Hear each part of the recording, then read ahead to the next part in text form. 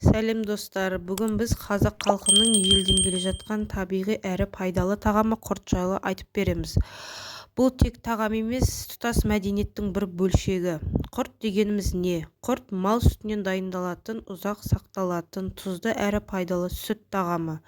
Қазақ халқы оны ғасырлар бойы жасап, көшіп қонғанда азық ретінде алып жүрген. Қалай дайындалады? Сүт ашытылады, айран немесе қатықтан жасалады. Айран сүзіліп сүзбеден алынады. Сүзбеге тұз қосып иленеді. Қолмен әртүрлі пішінге келтіріліп, табиғи желде бірнеше күн кептіріледі.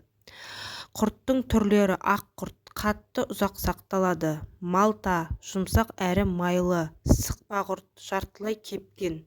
Ащы құрт, тұзы көп, ерекше дәмді.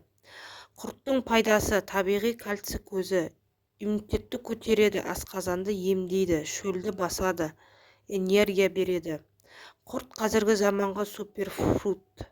Бүгінде құрт заманауи орамада сатылады, шетелге экспортталады, туристерге ұлттық тағам ретінде ұсынылады, фитнеске арналған тағам ретінде қолданылады.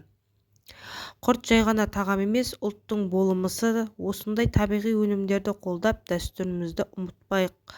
Құрт қазақтың ұлттық супер тағамы. Видео ұнаса лайк басып, арнама тіркелуді ұмытпаңыз.